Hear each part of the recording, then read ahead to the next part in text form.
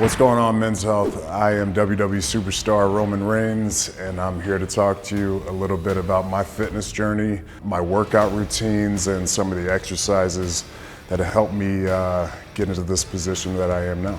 Working out, this fitness journey, it's extremely important within my life, not just for my job and what we do, the aesthetic side of it, or even the athletic side of it, but just mentally. It's a form of therapy. It's kind of a form of meditation for me. I don't even necessarily look at it as working out or it's a separate thing. It's just built in. It's as much a part of my day as being a father, being a performer, being a WWE superstar. So it all goes hand in hand. One of my favorite movements for the upper body is any incline movement. One of my favorite incline movements would be the dumbbells. It just gives me a lot of free range to kind of, get as deep as we need to, and then to really focus in on that contraction. I'd like to build strength while doing this movement, but I'm also trying to kind of keep in mind what I'm trying to look like as well, the aesthetic sides of it. Outside, we used to always say in football, you'll never be on a flat surface, bench pressing. Oddly enough, when I switched over to WWE and professional wrestling, there are times where you are flat on your back and you do need to get a guy off of you, for instance, to stay in a match. You don't want to be pinned. So there are some things that, a flat bench press type position can work for within professional wrestling. So the next exercise that I really like, this is actually one of my favorite ones as far as connecting to the weight, is the bent over dumbbell row. I don't know why, just for me, and I think just in general, we're all different as individuals. We have, different structure, different body shape, and sometimes you have to put yourself in a little different position to really connect to the movement. I'm a professional wrestler, I'm a sport. We fall down for a living. I think it's pretty self-explanatory. You want to have a good back, and this movement allows me to really hit the entire back, all the way from the traps down to my lower lats.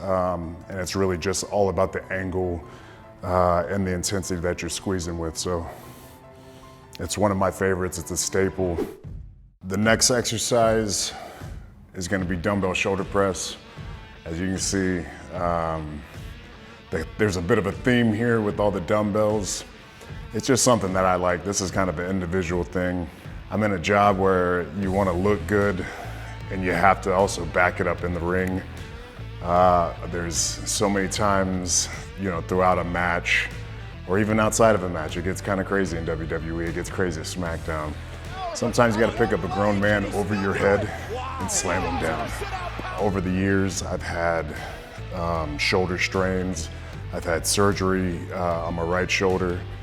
It's one of the more tricky joints. You have to have a little bit of intuition to kind of listen to your body and know where that pain is, but when my shoulders feel good, you can pretty much bet on the fact that I'm gonna be pressing.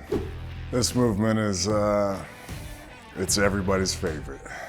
You can't, no matter where you're at in your fitness journey, I said it when I was done in college, I said, I'm never gonna squat again. Never gonna squat. I don't need it. I'm never gonna do it.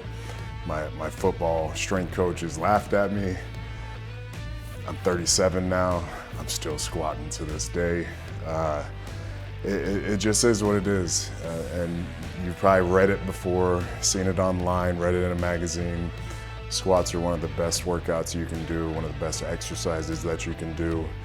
I know for some people, it bothers their knees for whatever reason. Everybody's on their own, individual situation and what their bodies have been through. But for me, I always feel my strongest and most athletic when I have squats in my program.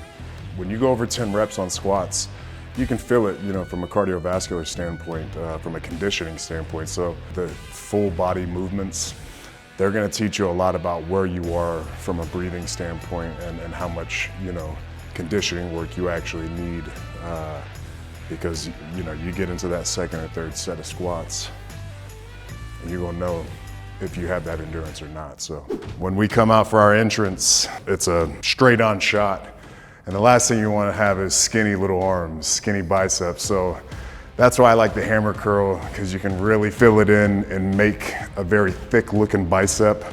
The hammer curls just, they nail that portion of the arm. And they also add some good burn to the forearms as well. So that's kind of just where I'm at. It's strictly just the aesthetics thing. But I think if you go to pretty much any gym in America, you're gonna see somebody doing some kind of a bicep curl. For me, the hammer curls are really nice, and it kind of checks off the boxes of what I'm trying to do. All right, y'all, thank you so much for going through this workout with me. I appreciate it. If I can leave you with anything, just remember that we're all different. We all have our own shapes and sizes, our own structure, our own genetics.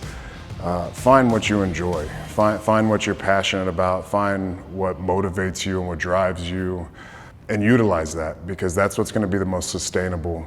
And if you can get that frequency in, if you can find that rhythm, it's just going to make your fitness journey so much more enjoyable and something that you can stick to. And it's not just a diet, it's not just a routine, it becomes a lifestyle. So if you like to see how my training helps me and affects my performance, you can always tune into SummerSlam, because I'm going to smash Brock Lesnar on July 30th. And you'll be able to see these results, see how this really does affect the goals at hand and the performance, when they come around. All right, guys, have a good one.